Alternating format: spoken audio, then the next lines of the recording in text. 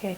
Hello, I'm Jim in Rock Springs, Wyoming, and welcome to my YouTube channel. I want to thank all of those who have liked, subscribed, and left comments on my videos.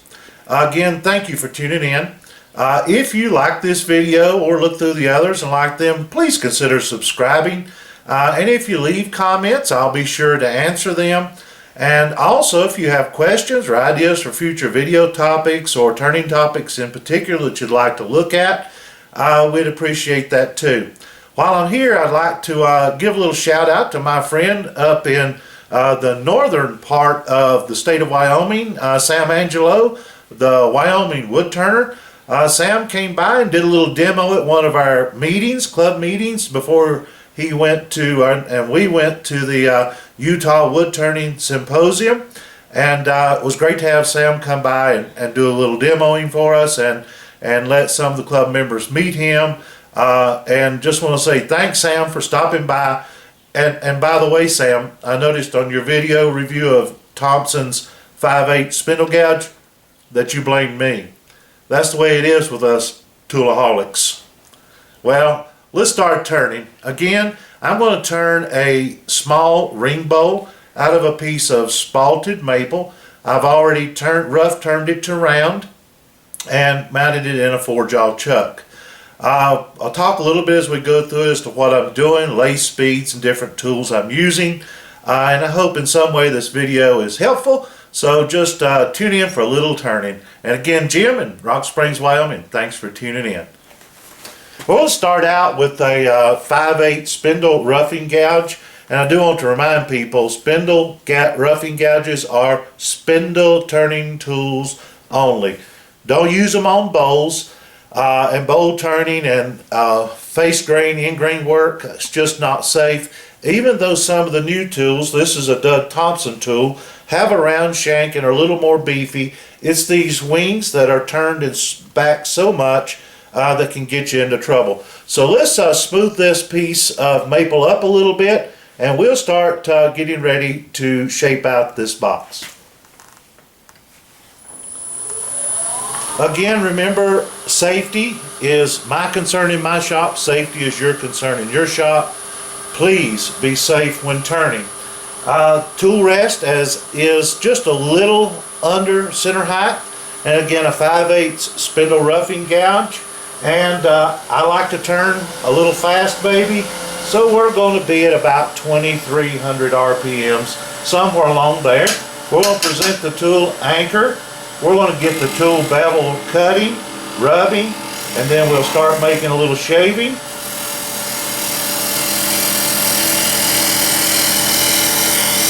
And we'll get this little spindle blank tuned up, trued up, and ready to make a box out of. So this is a really nice little tool.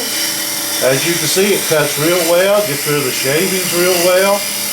This again is a piece of spalted maple, so it's not really hard, but it is very dry. I want to thank my granddaughter this morning for doing the camera work and kind of keeping things in focus. She's my technology person, if you will. It seems the younger generation is certainly a lot better at this than I am. Now we're turned to round. We're pretty smooth. I'm going to take a 3/8 spindle gouge. We're going to true up the end. Get it nice and smooth again. Going to be about a tool width below center, and we're just going to gently clean this end up very close, starting the tool in at 90 degrees and just running it across.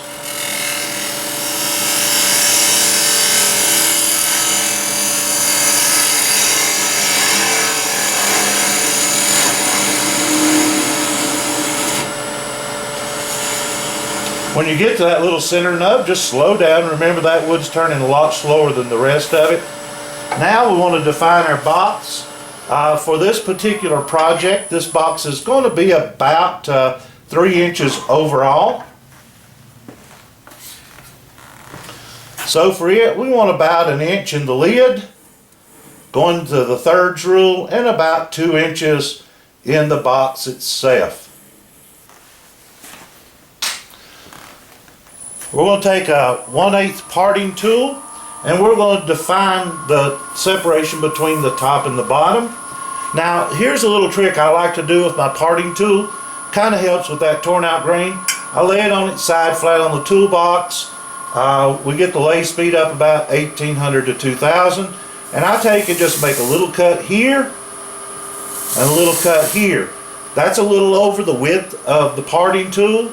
And now when we cut in with our parting tool,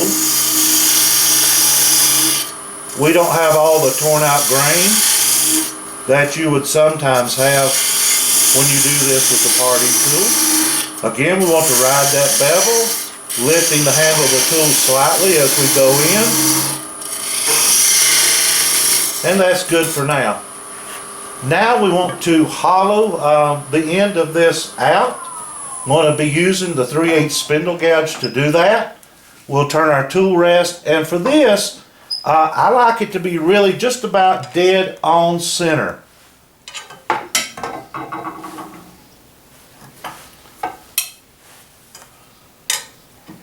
Okay. Now she may need to move the camera so that I don't get my back in the way, but we'll see as we go here.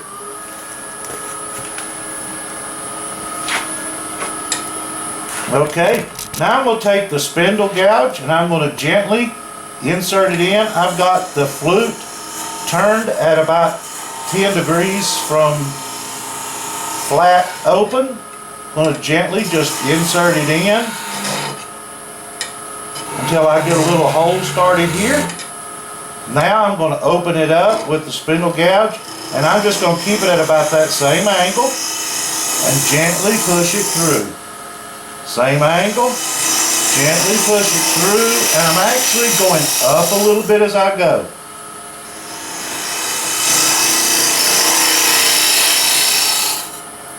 Hope you can get this in there. We'll try to do it with just one hand so you can kind of see the spindle gouge as it goes through. Now we're going to work out that center a little bit. Remembering this lid's only 1 inch thick, so we don't want to go too deep.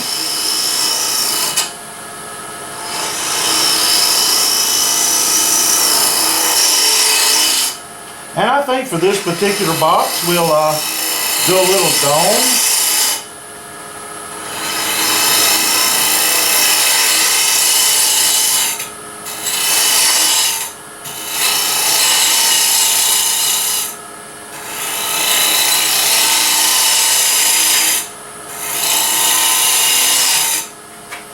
Again, we're filming this in real time, so we'll work out this little nub. Now we're going to come across real slow, real easy, real light cut.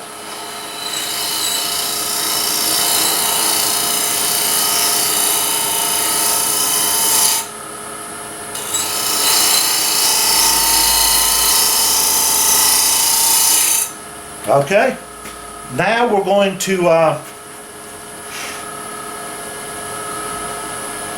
use actually a scraper that I made just for this. We're going to cut a straight line here inside this for our lid to fit. Gently taking this in.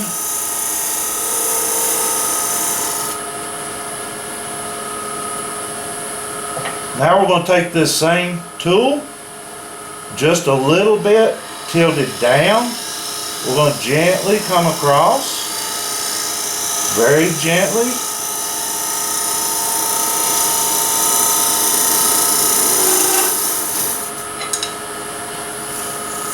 Getting very smooth, nice finish in there. Again, very light cut. Handle of the tool is raised, cutting just about on center. Now we've got it pretty good. Let's get a little bit of that nub gone. As a matter of fact, I'm actually on purpose going to leave a little bit of that nub. You'll see why in a minute. So let's go ahead and get this turned, just a little bit of a dome. Now,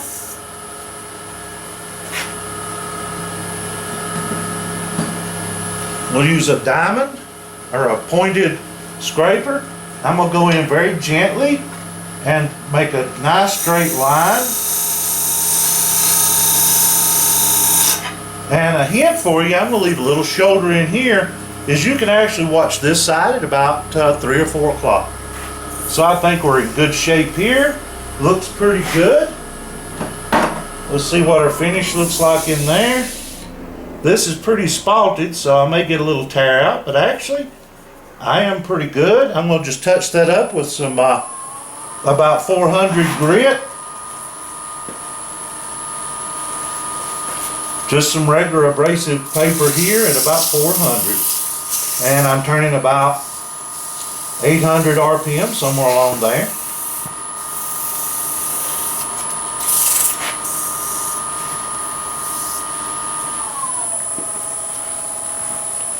Now we're going to use a Robert Sorby spiraling tool, texturing tool. We're going to get this up here. Sorry about the squeak. You got to move it back from your tool rest and be sure to oil it good. I want to cut just about on center with the handle raised a little bit. You'll notice these are tapered. I don't know if you can really see that in the video. And I want to run this at about 600 RPMs. This is a cutting tool, so I'm going to present it here at about a 30-degree angle. Remember, I left this little nub.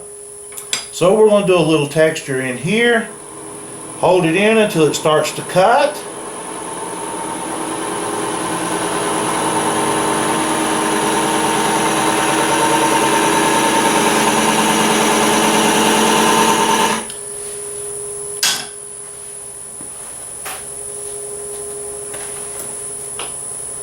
I like to just take a stiff brush, kind of burnish and clean that a little bit. You'll notice that makes a very nice design, if you can catch that in the camera, within the lid of your box. So the lid now, we're going to apply a little finish on this, and I'm going to be using, for finish on this, Mylan's friction polish.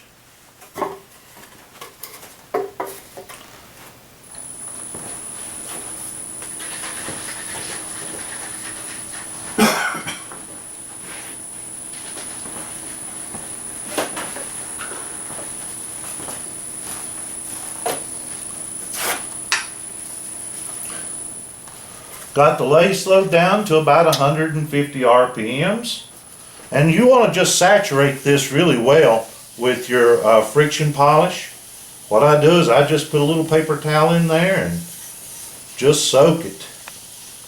This is pretty dry wood, and the alcohol is going to evaporate off pretty quick. So we just want to get it good and soaked, especially down into the texture that we did. And I keep rubbing it at a low lathe speed, working that in until I feel I'm starting to get a little bit of a grab.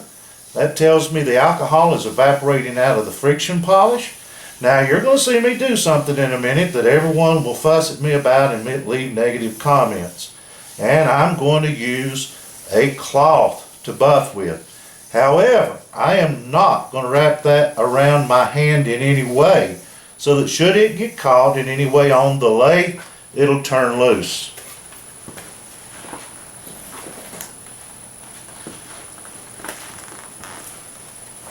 Again, I'm keeping it open in my hand, not wrapped around anywhere, so that it's free to go.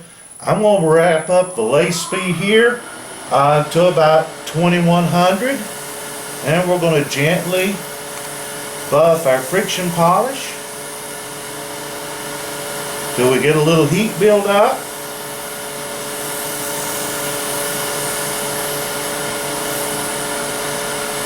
I've left this a little thick, so that gives me a few more options as I turn the outside of the lid.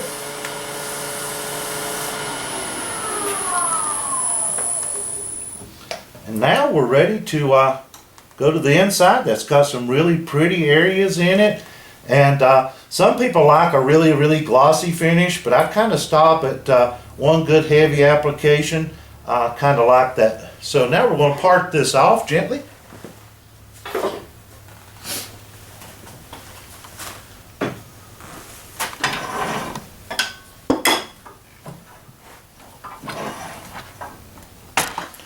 parting tool, and the tool rest is a little below center height. I've got it back a little bit, as you can see. If I don't get it back a little bit when I'm sliding this tool out, I could get too far. So now, bevel rubbing, now make the cut, widen the curve. Now, you'll notice that I could have made this box a little different way than I did, but I chose to do it this way. Because with this spalted wood, it's really hard to match grains up anyway, and we'll talk about that when we do the joint on the box. Now our lid's parted off and finished. Lathe still running. I'm going to go ahead and fit the lid via the box. I'm going to do a little insert there. This will lessen my tear out. Again, to rub the bevel.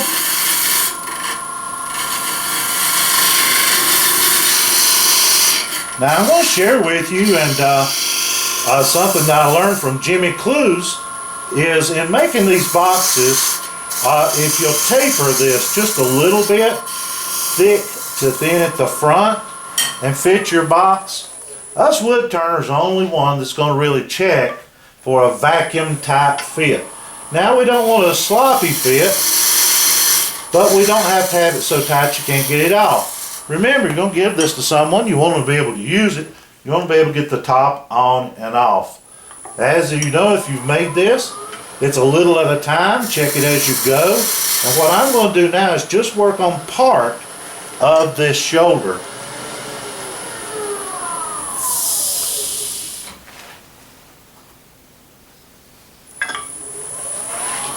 Probably speed some of this up later, and so you don't have to watch this. Now we've got a nice fit. We'll bring the rest of it down to that.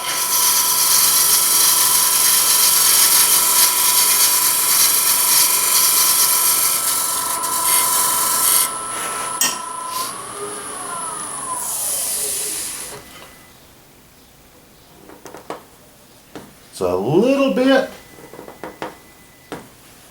just a little bit tight. Now remember, when you're tight fitting these, that what you're taking off on this side, you're actually doubling it.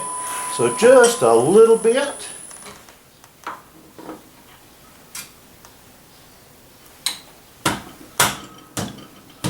Now we're pretty good there. Let's go ahead and work on our lid a little bit, our little shape here. Again, back to the 3/8 spindle gouge.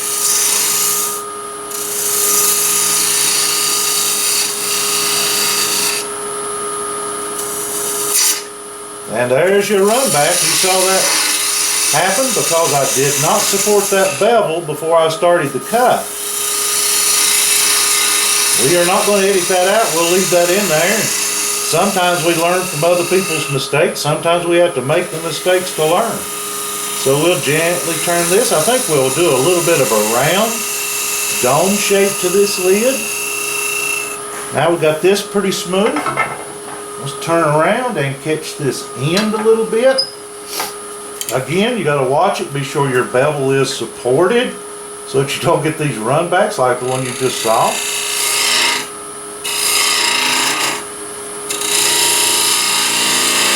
Now what I'm going to do is I'm going to do a little bit of a concave, a little hollow to this.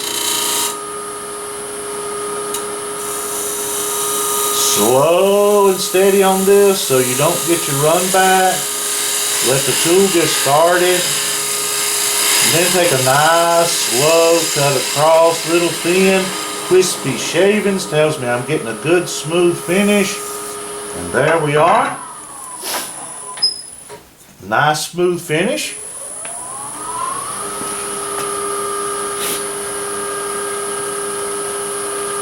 I'm just going to hit that with a little bit of 4/0 steel wool, really easy. I like to do whatever sanding I'm going to do and stuff before I do the texturing. Notice I've left a little bit of that nub again in the center. It's kind of the theme going through this. This one is a little more subdued. I'm get our rest set up. Our little texturing tool again. Watch for that bevel. Tool rest, about a 600 RPM, somewhere along there. We'll get it in and get it start cutting. Then we'll gently pull it across. Now the nice thing about this is, if you don't get the design you want or don't like the design you get, you can always turn it off and again, the stiff brush.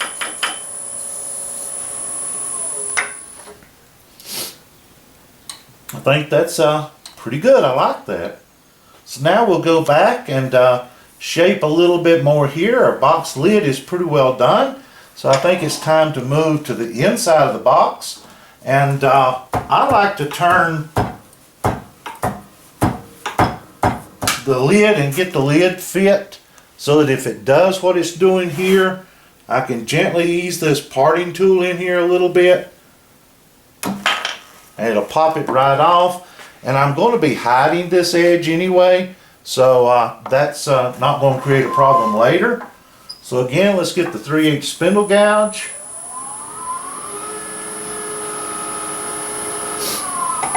Got a little wobble in our piece, so we need to have a look. Might have moved in the chuck a little. It did. So what happens when you beat on it with your hands like that. Okay, back on task again. Get that bevel rubbing.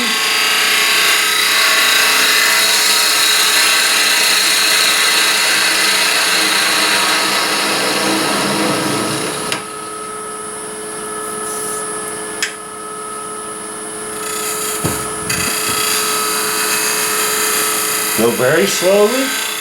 At that initial cut, you can get some bevel support.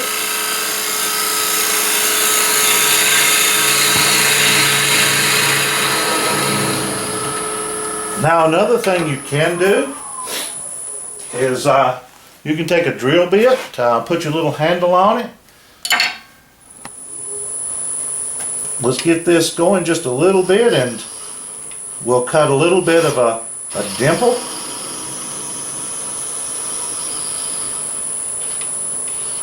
That'll give our drill bit someplace to get started. We'll kind of lay it out to see how deep I want the hole. Remember, this is going to be a ring box. You do not want this really deep or they may not get their fingers all the way down there in it. Lathe speed's about 800 RPMs. Now we've got the drill bit started. Kind of watch how deep we're going to go.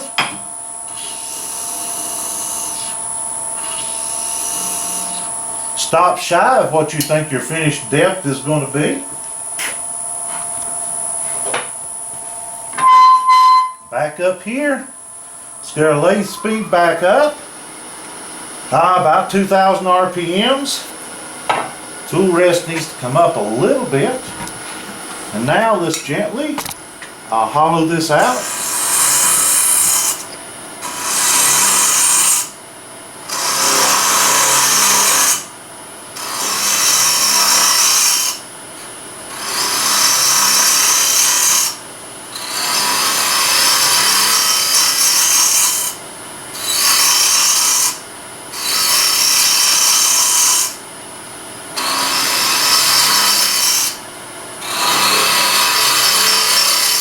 I hope she is getting a little bit of this tool presentation. It's kind of hard to keep the shavings out of the way. Slow the cut down a little bit.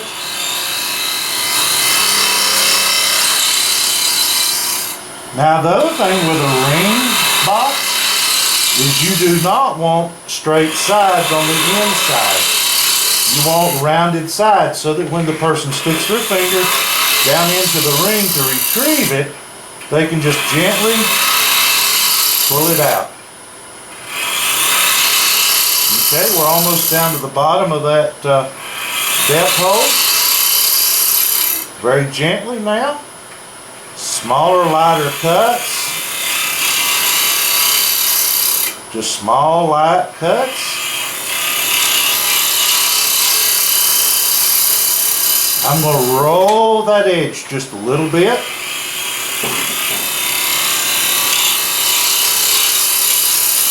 Very gently around that corner.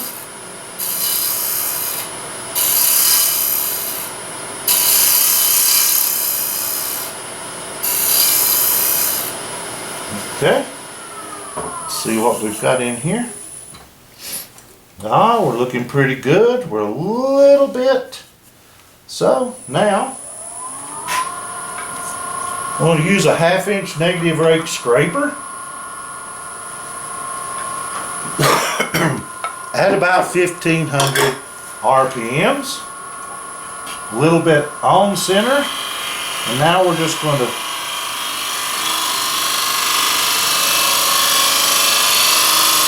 gently pull that through. We'll check our progress here.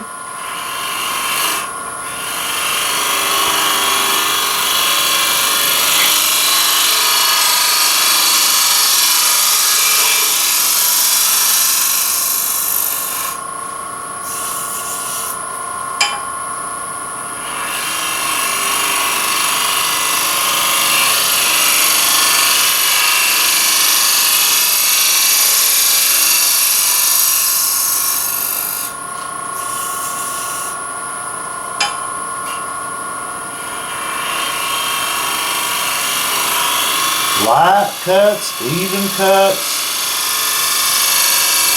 I like to do the cutting, not the sanding, so I take a little extra time, make a few extra cuts. Just some light cuts. Let's see how we look. I think we're looking pretty good. Again, little 4/0 steel wool. Again, don't put this stuff in your hand to where it can catch it. And just if it gets hold of something, just let it spin off into Never Never Land gently with this to get a nice finish here.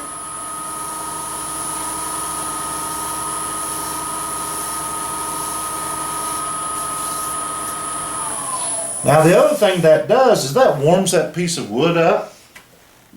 I'll go to the friction polish again. Shake your friction polish real well. Slow your lathe down as slow as it'll go. This is about 120, 150 RPMs. Again, I'm going to saturate that surface. I want to come out here and get in this side too, because I won't be back here again to finish. This is it. You want the inside of this box finished pretty smooth and silky so that the ring will actually come up it.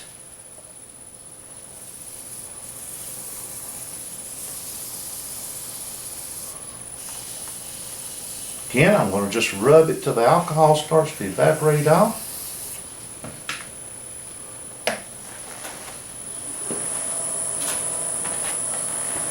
Again, I'm going to be using a cloth. I'm not going to let it get in my hands. Back up the lathe speed to about 2,000. Again, I'm pushing it against this hand with this hand so that if it grabs, it's free to go where it would like.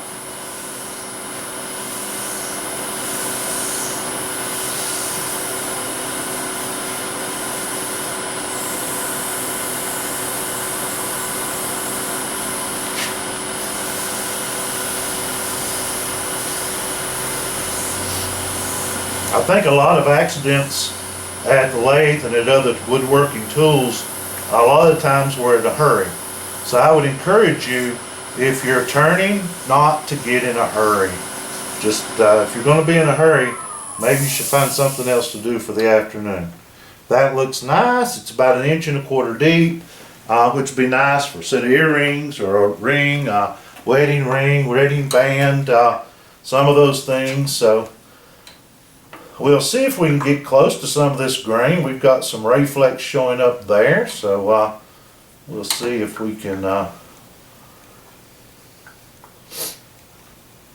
Again, it's not going to be absolutely critical, but Looks good there. Let's tap it on.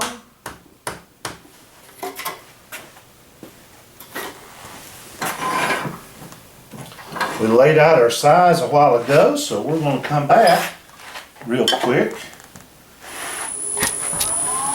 I'm going to lay this out again. I'm going to make a couple little cuts here and here.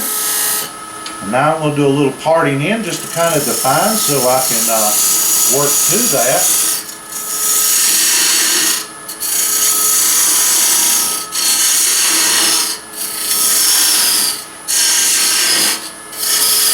Okay, that's pretty good. I'm going to go back to the little spindle roughing gouge for a minute.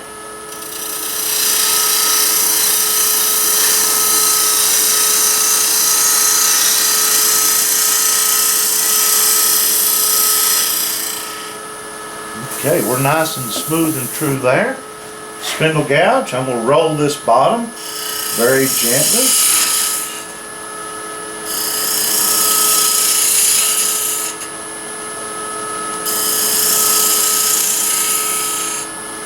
Now, what I'm going to do here, remembering this is a lid that somebody's got to get a hold of, is I'm going to go in and I'm going to make just a little bit of a cove. Not really big, not heavy, not coarse, but just enough, because, you know, wood turning projects, really honest and truly, are as much about how they feel to someone as they are how they look. So we're going to go in here and just kind of gently roll us a little cove. Very slow. Get to the bottom. Start at the top and get some bevel support.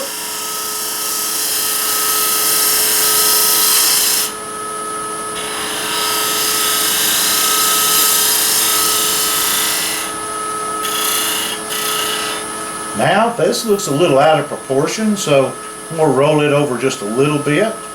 Make more of a bead out of it, if you will.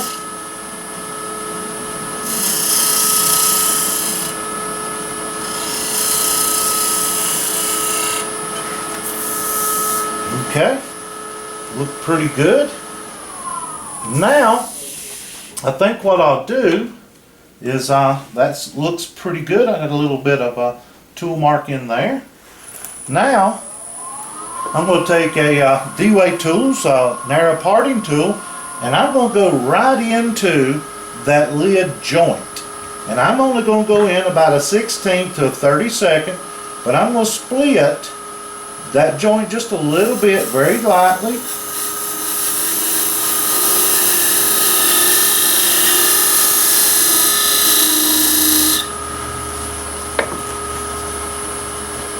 I'm going to take my spindle gouge and I'm going to gently roll into that just a little bit. Just enough to take that little edge off. And the same thing on this side.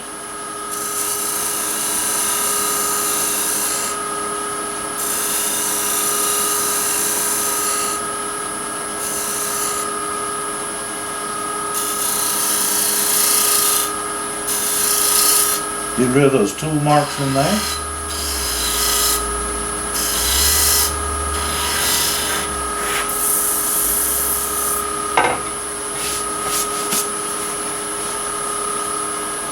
Okay. There's a very simple little ring box ready to finish how you would. Now I'm going to go ahead and part this off and later and finish it up, but I think that gives you some options for finishing a small gift little ring box for someone special in your life. Thank you for tuning in.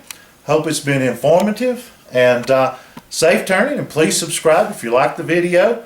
And again, thank you for tuning in. This is Jim in Rock Springs, Wyoming. Safe turning and God bless.